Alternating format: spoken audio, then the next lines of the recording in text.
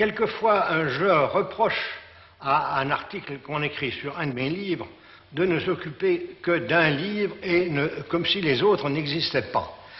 C'est un reproche que déjà Goethe faisait à Madame de Staël.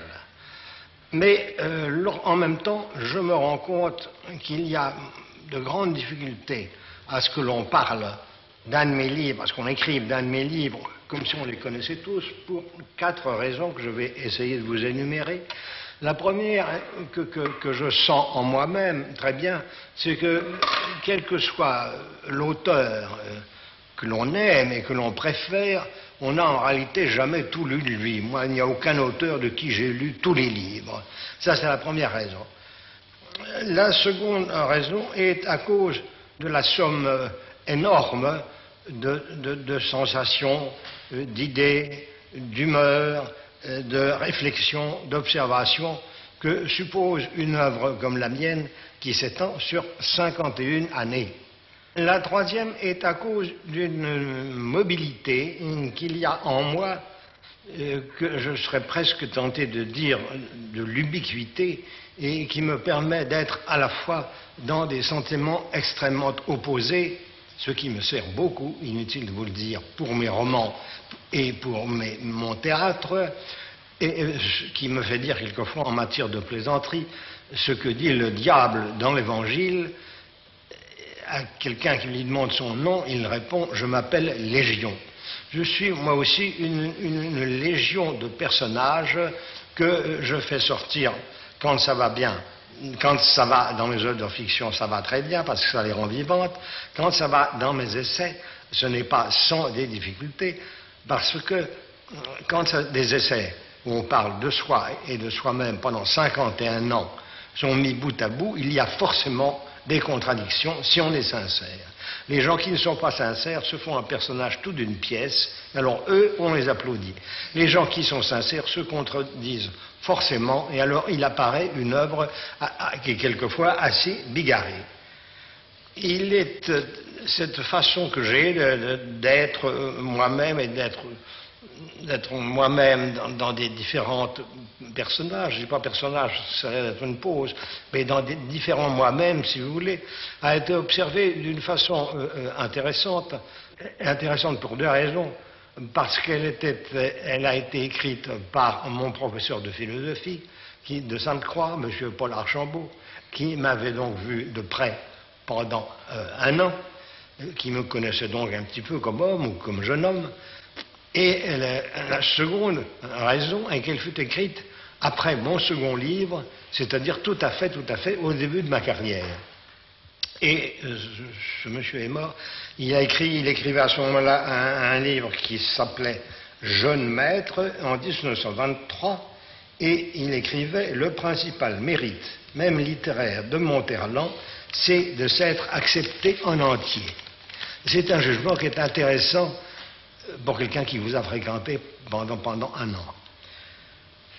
La troisième raison que j'ai d'être quelqu'un qui est difficile à réduire en synthèse, c'est que j'ai créé un nombre considérable de personnages. Je suis en réalité un psychologue, je suis beaucoup plus qu'un lyrique, je crois, et que ceci et cela. Et j'ai créé beaucoup de personnages, et alors il arrive donc quelquefois, ou bien que je leur prête des idées qui sont tout à fait les miennes, ou bien que je leur prête des idées sur lesquelles en réalité je n'ai pas d'opinion, ou bien que je leur prête des opinions tout à fait contradictoires à moi.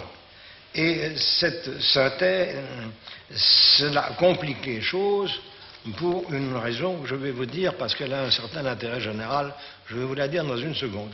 Cependant, je voudrais dire que cette synthèse a été faite surtout par des étrangers. Et c'est très curieux, ou plutôt c'est pas très curieux, des étrangers. Les 3 dernières thèses qu'on a lues sur moi, et qu'on a écrites sur moi, qui sont d'une anglaise, d'un italien et d'un américain, qui sont des ouvrages de 350 pages, chronotypés, sont des ouvrages tout à fait remarquables, n'est-ce pas, qui auraient un grand intérêt à être publiés en France, au lieu d'aller mourir et moisir et mourir dans je ne sais quelle bibliothèque universitaire, un petit peu dans le monde entier. Ce sont des ouvrages extrêmement remarquables, justement, qui moi-même me stupéfient par la connaissance qu'ils ont de mes ouvrages, par les rapports qu'ils font entre eux, par les analogies qu'ils font entre eux, par les citations, tout ça ayant demandé chez l'un et chez l'autre, d'ailleurs, 3 ans de travail chaque fois. Ce n'est pas qu'il n'y ait pas en France des travaux bien qui étaient faits sur moi par des étudiants, par des universitaires. Il y a même beaucoup de mémoires de maîtrise de moi qui sont bien et quelquefois très intéressants, mais cette amplitude de synthèse, je ne l'ai vraiment rencontrée que chez des étrangers. Et ce que je remarque aussi chez eux, c'est leur objectivité. Vous comprenez? Il n'est pas question de Monterland solitaire, de Monterland misogyne, de Monterland le hautain, de Monterland qui ne veut voir personne. Ils ignorent tout ça. Ils n'ont pas lu les journaux français, ils ont lu des œuvres et ils se font une idée objective de moi, tout à fait différente des critiques français qui sont plus ou moins impressionnés par ce qu'ils lisent dans les journaux et dans les revues françaises. L'ampleur et, je peux bien dire tout de même sans trop de vanité, la richesse de cette œuvre, justement en empêchant d'en faire la synthèse, lui ont en réalité causé du tort. Il est plus facile de parler comment s'appelle-t-il, d'Alain Fournier, qui a écrit un livre, Le Grand Môle. C'est bien plus facile de parler de lui que de parler d'un bonhomme qui a écrit 50 livres.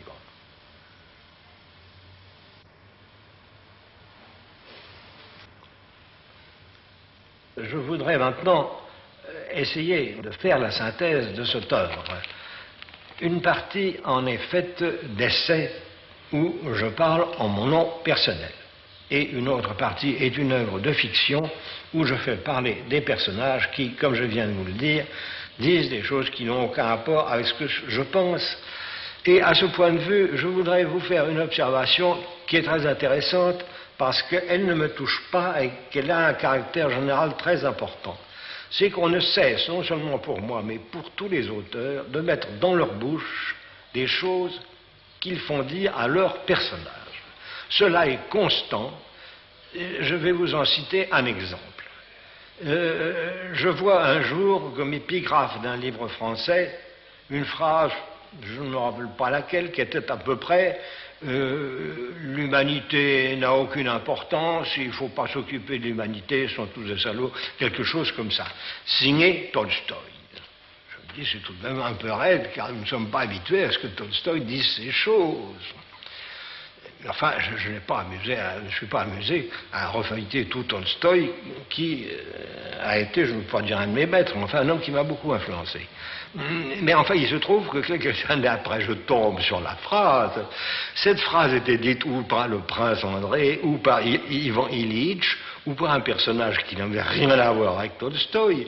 Et vraiment, la mettre avec dessous Tolstoï, c'est ou de la malhonnêteté ou de la légèreté. Je ne crois pas du tout que ça se voit de la malhonnêteté, surtout dans ce cas-là. Il y a des fois où c'est de la malhonnêteté. Mais il y a d'autres cas où c'est simplement une légèreté extraordinaire de la part de gens qui ne se rendent pas compte que Tolstoï fait parler tout le monde. Vous comprenez, il fait parler des gens qui ont les idées les plus opposées à lui, il fait parler des salauds, il fait parler des gens bien, il fait parler des gens qui s'opposent les uns aux autres, et mettre dans sa bouche une phrase de lui est une chose qui, lorsqu'elle se produit pour des auteurs contemporains, s'il existait une sorte d'ordre des écrivains, ce qui est évidemment infaisable, et s'il existait une sorte d'ordre des écrivains, comme il y a un ordre des avocats ou un ordre des médecins, devrait, lorsqu'elle se reproduit, être considérée comme une chose qui serait un délit, car c'est intellectuellement un véritable délit de faire dire à un auteur quelque chose que dit un de ses personnages. Ça arrive sans cesse pour moi, mais ça arrive pour tout le monde. Alors, je voulais vous dire que j'avais embarqué cette petite histoire à propos du grand nombre des personnages qui se trouvent dans mes ouvrages et qui font qu'on me prenne sans cesse, ou des attitudes, où je suis le maître de Santiago. En général, je suis toujours le personnage déplaisant. Je suis le maître de Santiago qui déplaît, je suis Georges Carillon, fils de personne. Enfin, quand il y a un personnage déplaisant, c'est toujours moi. Je suis habitué, je n'en fais pas beaucoup pour ça. Mais c'est tout de même intéressant d'en faire la remarque. Ces romans et ces pièces sont basés toujours sur une seule conception, qui est celle de voir la nature humaine telle qu'elle est, et naturellement le plus profondément que je le puis. Il n'y a jamais aucun parti pris, je ne cherche jamais à prouver quelque chose, je cherche à montrer quelque chose. Et je dois dire que je le fais non seulement avec beaucoup d'amour de mon métier, ce que je suppose doit se voir facilement, mais je le fais aussi, ce qui est plus délicat à sentir, avec beaucoup d'amour pour mes personnages. Je vais vous en donner deux exemples qui sont assez frappants et qui sont vraiment, je ne sais pas l'histoire que je vous raconte, c'est vraiment extrêmement sincère. Quand j'ai pris dans l'histoire le personnage de la sœur Angélique de Saint-Jean, qui est l'héroïne de Port-Royal, je me suis beaucoup servi de ses lettres, de son journal intime, où elle raconte tout son emprisonnement, de toutes sortes de papiers authentiques, où je lui ai fait dire le plus de choses possible que je prenais dans sa bouche. Et cependant, tout le temps, je me disais, dans l'endroit où il se trouve, supposez qu'il y ait un ciel et supposez qu'il y soit, parce qu'on n'est jamais sûr, si elle est dans un ciel, elle doit tout le temps se dire, mais qu'est-ce que ce type me fait raconter? Il me fait parler à la Comédie Française, c'est pas du tout ça que je sentais, il n'y a rien compris. Je me disais ça très sincèrement. Et ça encore, il s'agit d'un personnage relativement proche de nous. Mais dans un autre cas, je crois que je suis vraiment unique à avoir eu ce sentiment, j'ai mis en scène dans ma pièce La guerre civile un général romain qui fut un des compagnons de Jules César, du subordonné de Jules César quand il conquit les Gaules, et ce général romain s'appelait Labienus, et il est un de ceux-mêmes, je crois, qui ont fait la conquête de Lutèce de Paris.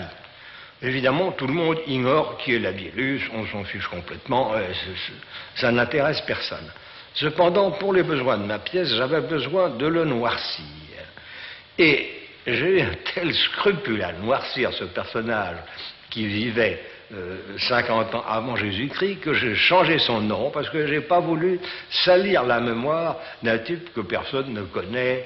Je ne dirais pas qu'il n'a pas existé, il a tout de même sûrement existé, mais enfin vraiment il n'est pas entré dans l'histoire.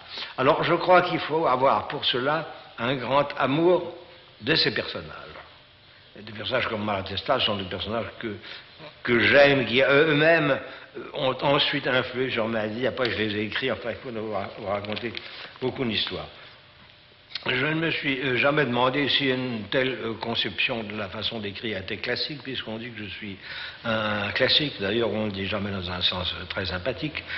Je ne me rends pas compte très bien de ce que c'est qu'un classique.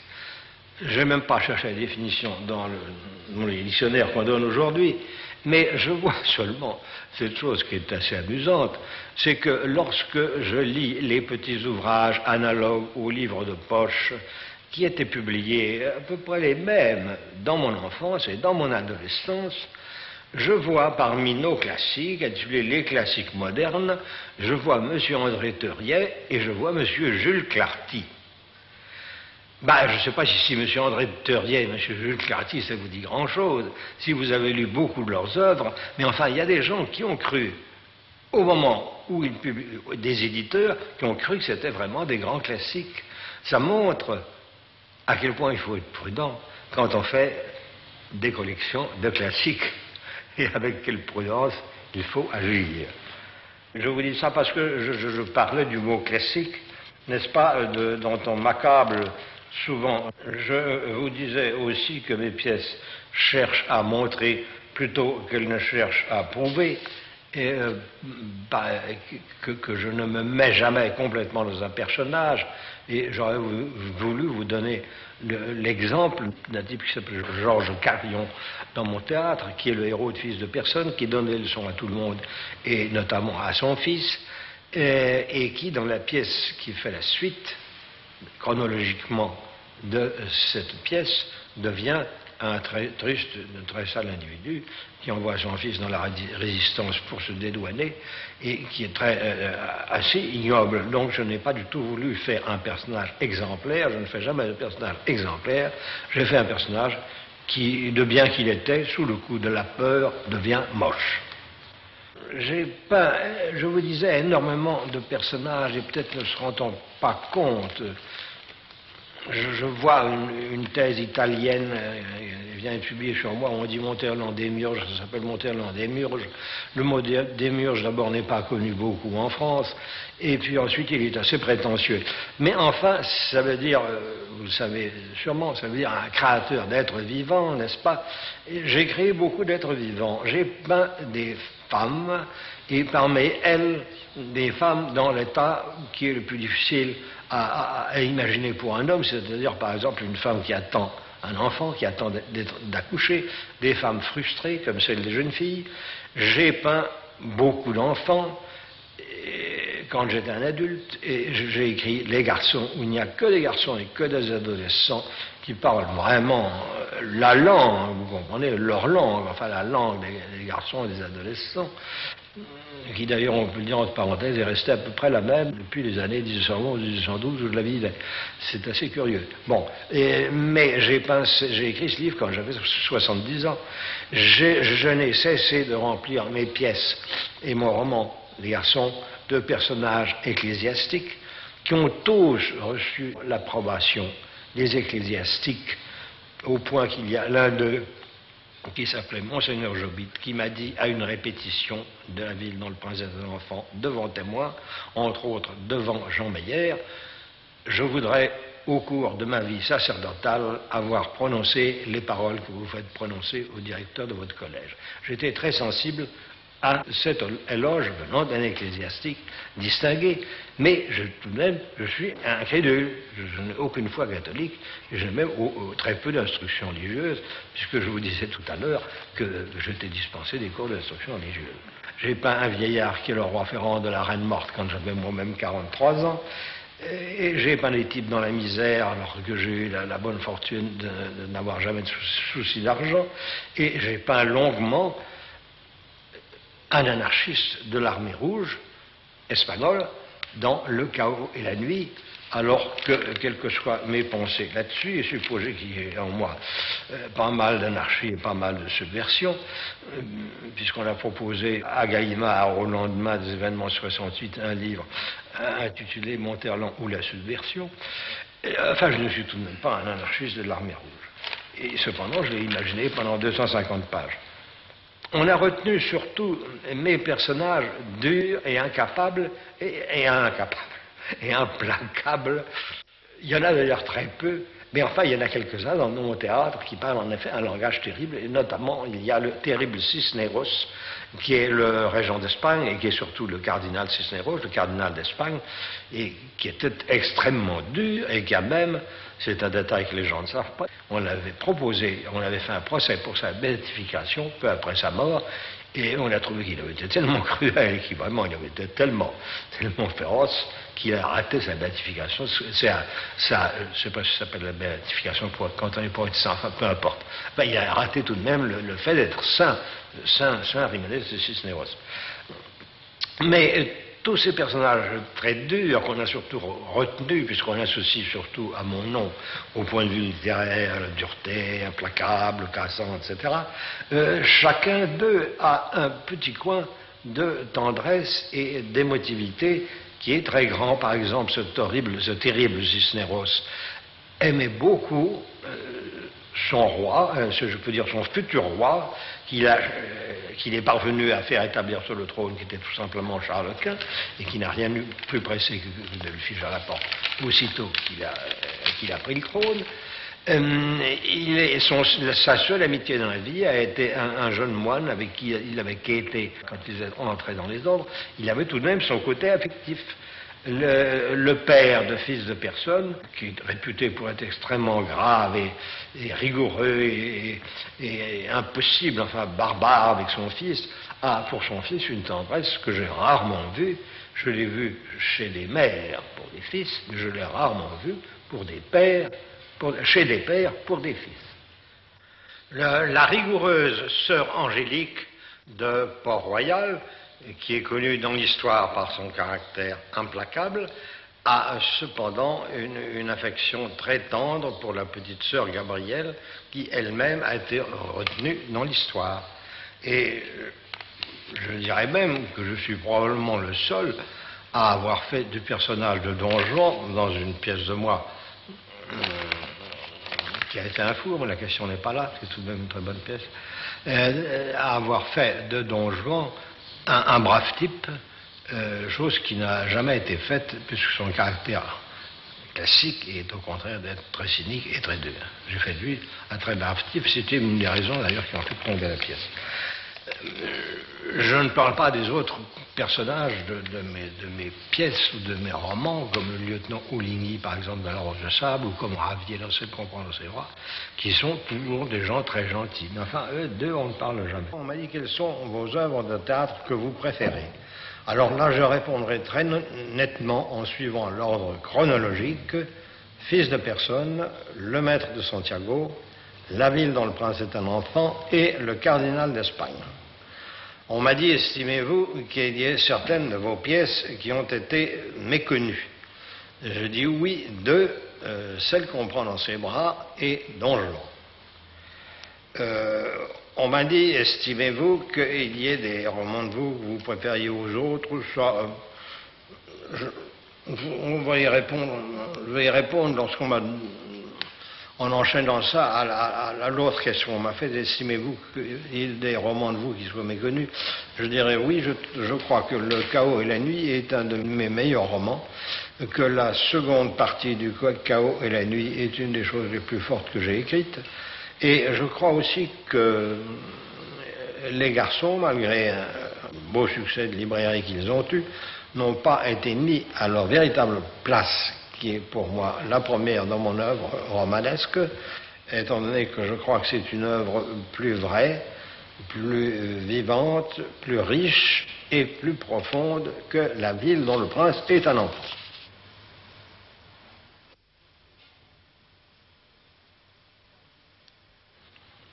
Il y a aussi, pour en venir aux reproches, un reproche qu'on me fait souvent, c'est celui d'être un styliste. Qu'est-ce que c'est qu'un styliste? Un styliste, c'est un type qui suit sang et eau pour écrire 4 phrases qui sont généralement des phrases assez creuses. Flaubert s'est fait un tort énorme en avant qu'il se fait pour écrire. On s'en serait peut-être pas aperçu s'il ne l'avait pas dit. Car ce qu'il écrit, j'aime beaucoup Flaubert, il a des écrivains qui ont eu de l'influence sur moi, mais enfin, on ne sent pas la sueur dans ce qu'il écrit.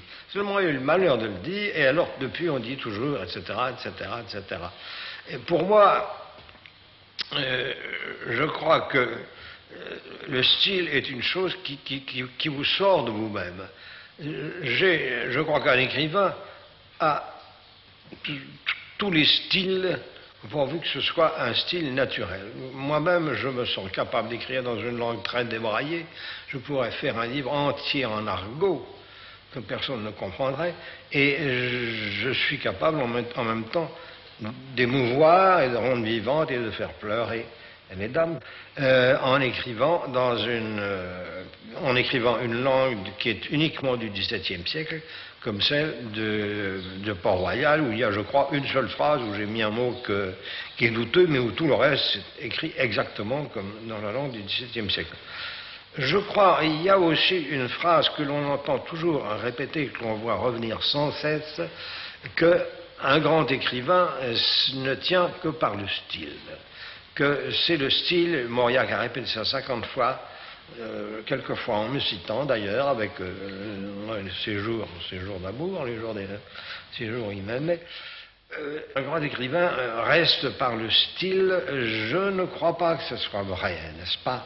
Et il y en a un exemple qui me paraît très frappant, c'est que tous les anciens, grecs et romains, et à leur suite, Dante, Cervantes, Dickens, Tolstoï, Dostoïevski, sont tous des gens qui nous touchent, et qui nous touchent à travers des traductions dont quelques-unes sont exécrables. Nous passons quelquefois presque notre vie entière avant de trouver une bonne traduction de l'un ou l'autre de ces écrivains. Donc, le style n'est pas une chose indispensable. Nous les avons lus. Moi, j'ai lu Tolstoï dans les traductions, je ne sais pas le russe, mais c'était écrit dans un tel français que c'était inouï. Ben, j'ai tout de même accroché à Tolstoï d'une façon. Une chose ce que je dis là, je crois, jamais été dit, tandis que le contraire est répété à satiété. Et comme on dit que je suis un styliste et que j'ai un très bon style, je m'en félicite, tant mieux pour moi, mais je ne crois pas que ce soit tout à fait vrai.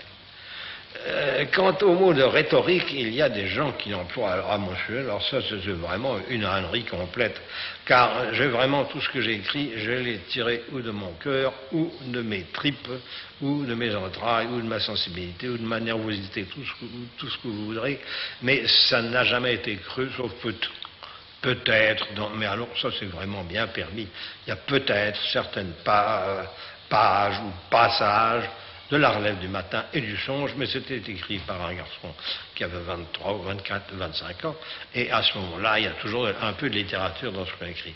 Mais depuis, je peux vous rendre ce témoignage qu'il n'y a pas de littérature dans ce que j'écris. Je crois que lorsqu'on a des tripes et du cœur, et qu'on a le don d'écrire, cela vous fait tout naturellement une langue forte, colorée, imagée, violente, qui vraiment ne peut être traitée de rhétorique que par les gens qui n'ont ni ces tripes ni ce cœur.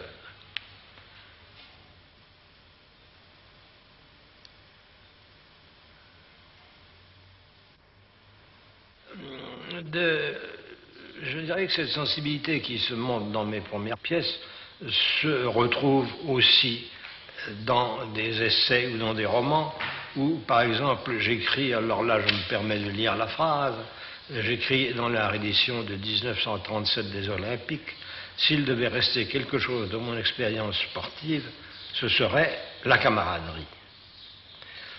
Quand en 1825 je partirai pour l'Afrique, ce sera évidemment pour rechercher le soleil et l'exotisme, mais ce que je trouverai, c'est la question qu'on appelle alors indigène, c'est la question des musulmans nord-africains, à laquelle je consacrerai 2 années d'écriture de La Rose au sable et 1 année de préparation, alors qu'en somme, je vais en Afrique du Nord pour me délasser, pas du tout, pour écrire un roman social.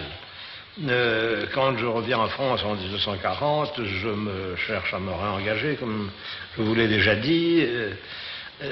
Quand je reviens après sous l'occupation, je m'occupe pendant 4 ans d'une œuvre qui fut une œuvre admirable, dirigée par une Suissesse, qui était tout simplement une branche de la Croix-Rouge suisse qui s'appelait l'assistance aux enfants français éprouvés par la guerre, et où les Suisses ont recueilli et couverts de gâteries, choyés, couverts de vêtements pendant 1 mois, quantité d'enfants français pauvres, ou plutôt pauvres, dans les situations où étaient les gens dans l'occupation, c'est-à-dire crevant de faim. Et je tiens à dire au passage, parce que la femme qui dirigeait ça, Madame Micheli, était une très grande bonne femme. Ben, je me suis occupé de cette œuvre pendant 4 ans, 5 ans presque, et là aussi, je recherchais de nouveau le contact humain. Je dirais bien plus, je dirais même qu'il y a chez moi un penchant que j'ai retrouvé dans l'Antiquité, qu'on trouve dans certaines choses de l'Iliade, enfin que j'ai en moi, qui est de ne nullement détester son ennemi quand on se bat contre lui. J'ai été combattant volontaire dans la Première Guerre, je faisais donc ça, si je peux dire, pour mon plaisir, mais lorsqu'est venue la fin de la guerre, et lorsque j'ai été secrétaire général de l'Ossuaire de Douaumont, j'ai demandé, je faisais partie du comité naturellement, parce que j'étais secrétaire général, j'ai demandé aux notabilités qui étaient là, qui étaient Maréchal Pétain, Monseigneur Ginesy, toutes sortes de gens avec qui on ne plaisantait pas, j'ai suggéré que l'Ossuaire, au lieu d'être dédié aux combattants alliés, fût appelé à la gloire de l'homme, c'est-à-dire à la gloire de tous les hommes qui avaient combattu là, c'est-à-dire y compris les Allemands. Et je peux dire aussi en passant, c'est une parenthèse, Je peux dire en passant, parce que j'avais tous les culots de la 25e année, je peux dire aussi que j'ai proposé, puisqu'il y avait un temple protestant, une chapelle catholique, une synagogue, il y eut aussi un monument commémoratif pour les libres penseurs. Inutile de dire que cette suggestion fut repoussée avec une certaine indignation. Tout ça est pour montrer, parce qu'on me montre toujours tellement sous un aspect contraire à cela, que je profite de l'occasion que j'ai de parler pour l'immortalité, tout au moins presque l'immortalité. Je profite de l'occasion pour montrer à quel point ce n'est pas vrai. Par exemple, lorsque j'ai reçu mon Grand Prix de littérature de l'Académie française en 1934, j'en envoyais le montant entier au général Giraud, qui était commandant des troupes françaises, en lui demandant, à son grand ébahissement, paraît-il, que la moitié de ce prix fût distribuée aux soldats français et l'autre moitié aux dissidents marocains que l'on venait de battre. De même, le général Giraud me répondit au bout de 3 mois exactement, il avait pris le temps de la réflexion, et au bout de 3 mois, il m'a répondu qu'il avait donné mon don à la Croix-Rouge marocaine, sans spécifier si c'était pour les dissidents marocains ou pour les Français. Mais j'ai aussi proposé dans un article qui fut célèbre à ce moment-là, et qui a été reproduit dans le service inutile, dans mon livre, qu'il fut élevé à Isly, en face de la statue du général Bugeaud, une statue aux Algériens vaincus, qui, après tout, défendaient leur sol et qui avaient droit, eux aussi, à une statue. Cette proposition ne fut pas non plus acceptée. J'ai jamais eu beaucoup de chance dans mes propositions. Enfin, c'est pour vous dire que quand j'écris dans mon premier livre, à 24 ans, La relève du matin, des êtres, les êtres, il n'y avait qu'eux, et dans ce même livre, aimer, que savait-il faire d'autre qu'avec cette folie, tout vient des êtres, j'avais déjà une pente très vive à ce moment-là à penser que tout vient de l'être humain, à aimer l'être humain. Et d'ailleurs, cette phrase « tout vient des êtres » a été reprise par moi, comme épigraphe de L'Exil, dont je vous ai parlé tout à l'heure, qui est ma première pièce, de sorte qu'en somme, le premier volume de mon théâtre s'ouvre sur cette phrase « tout vient des êtres ».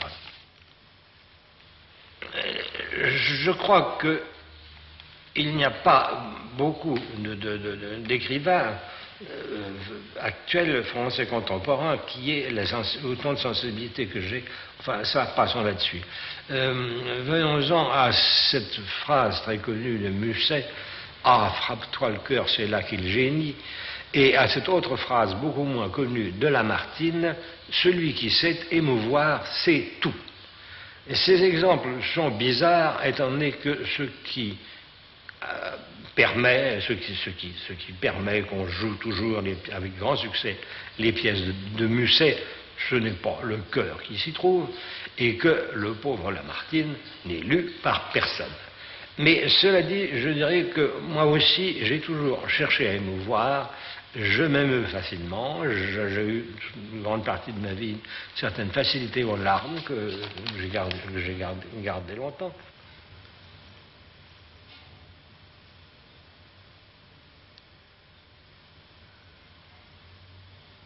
Je voudrais finir par ce qui me paraît le plus difficile à exposer. C'est ce que j'ai apporté ou essayé d'apporter dans le domaine qui n'est pas celui de la fiction. Et d'abord, je ne suis pas un philosophe, un type qui veut faire entrer la vie dans un système est un farceur. Je ne suis pas non plus un moraliste, sinon dans le sens où nous sommes tous des moralistes, car qu'est-ce que c'est qu'un moraliste? C'est un homme qui a observé des hommes et qui a consigné ses réflexions sur eux. C'est ça, dans ce sens, je suis un moraliste, mais tout homme qui réfléchit un peu est lui aussi un moraliste.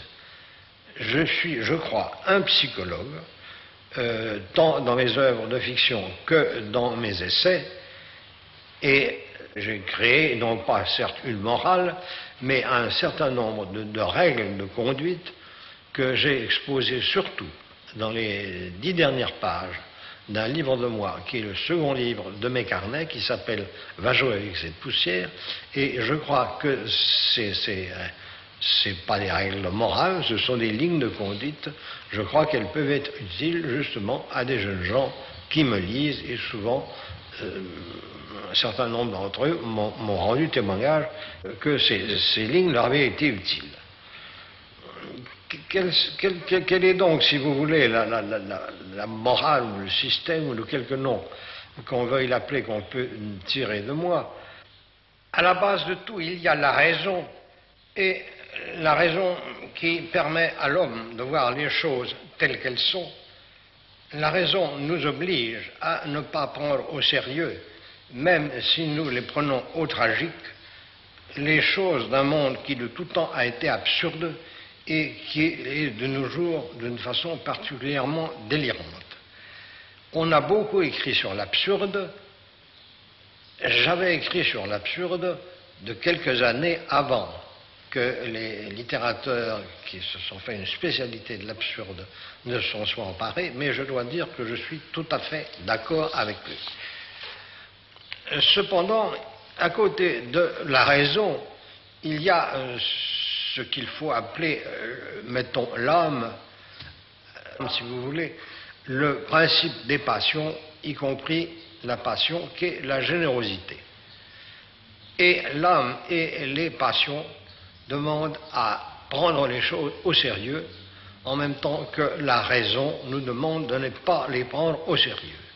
C'est cette disparate qui a été l'objet de mon souci tout le long de ma vie. Comment être à la fois passionné et raisonnable, comment être à la fois raisonnable et généreux, c'est un problème qui devrait se poser à l'esprit de quiconque pense.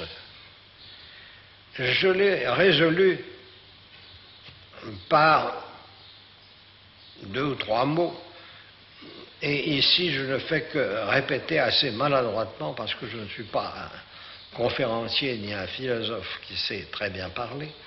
Je ne fais que répéter des phrases que j'ai mises dans les 10 dernières pages, encore une fois, je crois vous l'avoir dit tout à l'heure, de Va jouer avec cette poussière, qui est le second livre de mes carnets.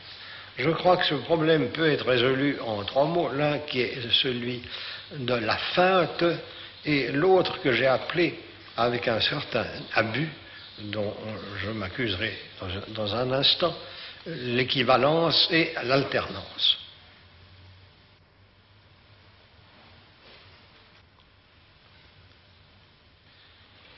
La feinte, ce que j'appelle la feinte, est le mouvement par lequel on feint de prendre au sérieux des choses qui en réalité ne vous paraissent pas sérieuses.